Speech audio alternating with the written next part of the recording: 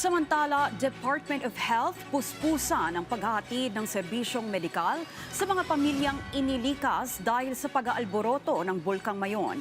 Kaugnay niyan, malinis na inuming tubig inihatid naman ng Philippine Red Cross. Si JM Olarte ng Radyo Pilipinas Albay sa sentro ng balita.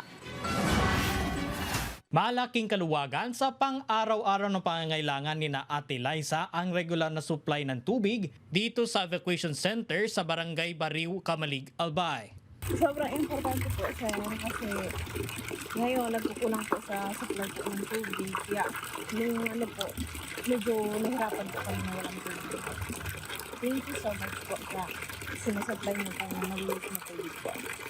Bukod sa mga nakatalagang water tanker, may filler bag din sa evacuation center na kayang lagyan ng 5,000 litro ng tubig araw-araw. Ang malinis at inuming tubig na yan dito sa evacuation center ay atid mismo ng Philippine Red Cross. Para matiyak ang kaligtasan ng mga bakwit na apektado pa rin ang pag-alboroto ng Bulkang Mayon, sinamantala na rin ni Ate Liza ang libreng check-up at gamot ng Department of Health sa itinalagang medical station. Malaking pasasalamat niya dahil tuloy-tuloy ang pag-aalay ng pamahalaan sa kanila.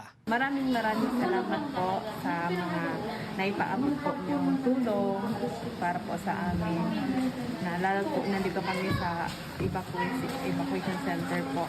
Samantala, namahagi rin ng Philippine Red Cross na mga face mask sa mga bayan ng Camalig at Ginobatan matapos ang ashfall mula sa pag-alboroto ng Bulkang Mayon nitong Sabado. Ang patuloy na pag-aalalay ng pamahalaan at ilang organisasyon ay tugon sa direktiba ng Pangulong Ferdinand Marcos Jr. na bigyang atensyon ang kalusugan ng mga internally displaced persons na direktang apektado na nagpapatuloy na aktibidad ng bulkan. Mula rito sa Albay para sa Integrated State Media, JM Olarte ng Radyo Pilipinas, Radyo Publiko.